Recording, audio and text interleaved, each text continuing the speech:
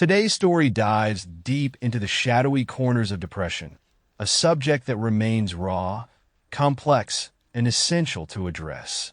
It begins with the tragic loss of Heather Armstrong, a name that may be unfamiliar to some, but deeply meaningful to others. Heather was a pioneer in the world of blogging, a voice of truth and vulnerability who shared her battles openly. Her death on May 9, 2023, by suicide in her Salt Lake City home was a devastating reminder of the relentless grip of mental illness. Heather wasn't just a writer. She was a lifeline for many. Readers of her blog credited her for giving voice to their own struggles, for reshaping their views on life, relationships, and parenthood. At her peak, she was hailed as the queen of the blogging era, an internet titan before influencers and viral videos ruled the digital space. Yet, her fame was intertwined with pain, a reality she never shied away from discussing. Depression followed Heather like an unwelcome shadow for most of her life. She tried every avenue she could to escape its grip: inpatient therapy, antidepressants, and even self-medication with alcohol, which spiraled into addiction before she finally overcame it in 2021. She sought unconventional therapies and clung to hope wherever she could find it. But depression is not a mere mood or fleeting feeling.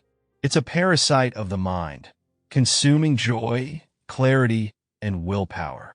Heather's story began when she was just 25 years old.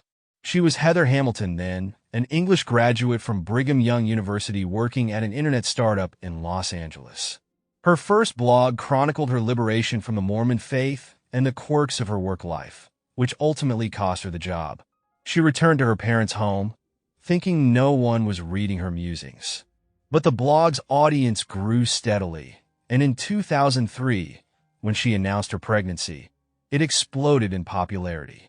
Her success, however, came with immense challenges.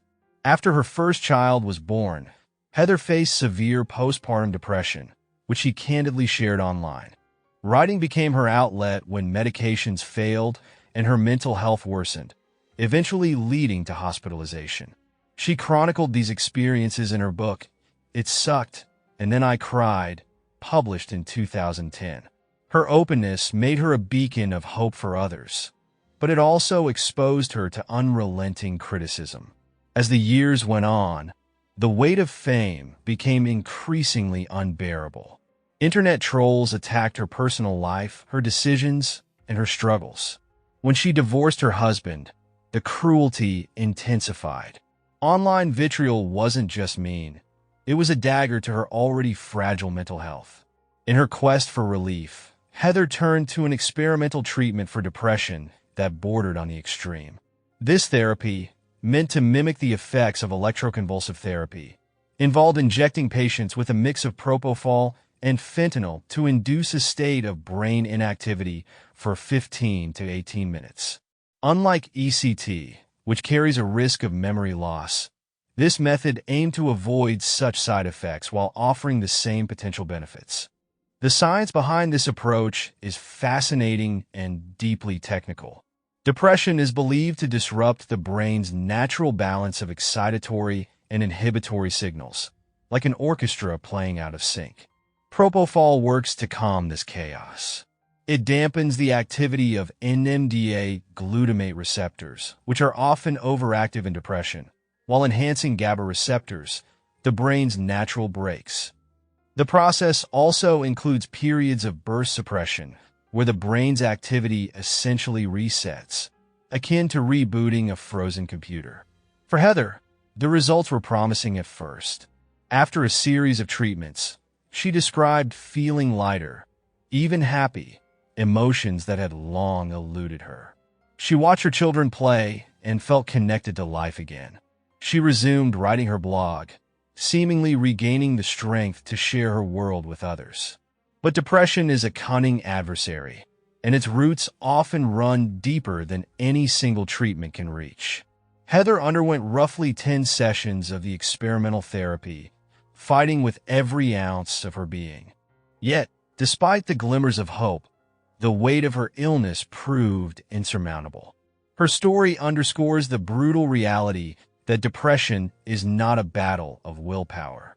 It's a multifaceted condition, often requiring a complex web of medical, emotional, and societal support.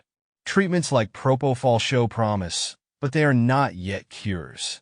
The fight against depression demands empathy, understanding, and above all, action. If Heather's story teaches us anything, it's the importance of checking in, not just with ourselves, but with those around us.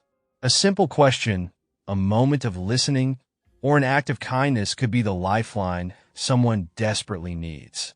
In a world that often feels chaotic and isolating, let's choose to be a source of connection and compassion. Sometimes those small acts are what make the difference.